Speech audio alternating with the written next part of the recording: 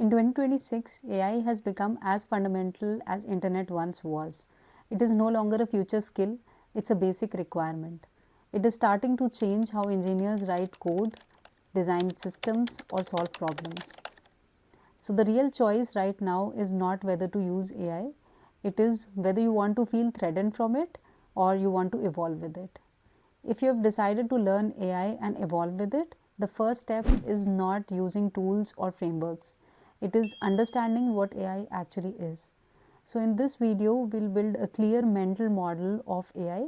We'll understand what AI is and how machine learning, deep learning and generative AI fits in all together. So let's get started. Artificial intelligence, as the name suggests, artificial meaning man made, and intelligence is basically the capability of reasoning, decision making, problem solving, etc. So, any machine, system, application which is man made and is capable of human like intelligence is artificial intelligence. Machine learning is a subset of AI. It leverages data to understand patterns from data and learn and improve much like humans do. For example, when you're teaching a kid, you show them pictures of cat and dog and tell them this is a cat, this is a dog, and eventually they'll start understanding which one is a cat or a dog. Similarly, ML models also learn. There are two types of ML models. One is the supervised machine learning models, the other one is unsupervised machine learning models. The supervised machine learning models takes in labeled data during the training time. For example, classification tasks like classifying whether an email is a spam or a not spam. Unsupervised machine learning models take raw data and learns patterns from data to cluster similar things together. For example, analyzing product reviews from Amazon and putting in all the positive reviews and negative reviews together. Deep learning is a subset of machine learning. It mimics how human brain works.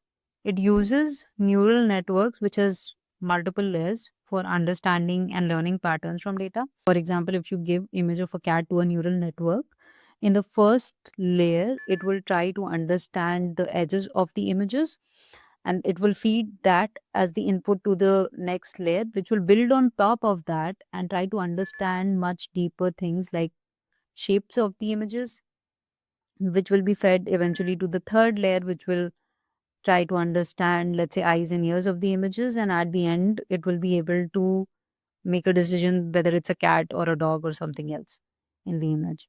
So at each layer, the understanding deepens, and hence, deep learning models are able to understand much complex patterns. So, now coming to the most important topic of this video, which is what is generative AI. It is a subset of deep learning. Why it became so famous is because apart from being able to classify, predict, or make a decision about an image, it is also able to generate new content like text, images, code, music, videos, etc. So think of it like someone who has read all of the internet, and how it's done is through training models which are called LLMs with vast amount of data. It is still prediction based. It predicts like the next most probable word. For example, when you ask it, what is the capital of India? This text, also called as prompt, is given as the input to the LLM, and the LLM predicts by choosing the most probable word from its dictionary. For example, it will say capital of India is Paris, Berlin, New Delhi, and New Delhi will have the highest probability score. In the next video, you will learn more about LLMs. If you learned something from this video, don't forget to hit like and subscribe to my channel.